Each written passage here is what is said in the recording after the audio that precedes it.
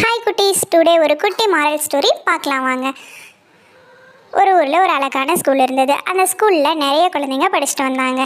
அங்கே பிரியாவும் கவிதாவும் ரொம்ப க்ளோஸ் ஃப்ரெண்ட்ஸாக இருந்தாங்க.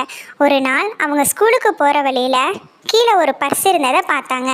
உடனே கவிதா என்ன சொன்னாங்க, பிரியா பிரியா அங்கே பாரு ஒரு பர்ஸ் இருக்குது, நம்ம எடுத்துக்கலாமா அப்படின்னு கேட்டாங்க. உடனே பிரியா, அதெல்லாம் வேணாம் கவிதா, அந்த பர்ஸை தொலைச்சவங்க ரொம்ப கஷ்டப்படுவாங்க, இப்போ தேடிட்டு இருப்பாங்க, நம்ம யார் தொலைச்சாங்களோ அவங்கக்கிட்ட எடுத்து தந்துடலாம் அப்படின்னு சொன்னாங்க. உடனே அந்த வழியாக ஒரு தாத்தா வந்தாங்க. அந்த தாத்தா வந்து, என் பர்ஸை யாராச்சும் பார்த்தீங்களா, என் பர்ஸை காணோம் அப்படின்னு கேட்டாங்க. உடனே பிரியாவும் கவிதாவும் அந்த பர்ஸை எடுத்து அந்த தாத்தா கிட்ட கொடுத்தாங்க. உடனே அந்த தாத்தா, ரொம்ப நன்றி குழந்தைங்களா, என் பர்ஸை காணோம், நான் ரொம்ப தவிச்சு போயிட்டேன், நீங்கள் நல்லா இருப்பீங்க, என் பர்ஸை தேடி கண்டுபிடிச்சி கொடுத்துட்டீங்க, ரொம்ப நன்றி அப்படின்னு சொல்லிட்டு அந்த தாத்தா அந்த பர்ஸை வாங்கிட்டு ரொம்ப சந்தோஷமாக வீட்டுக்கு கிளம்புனாங்க.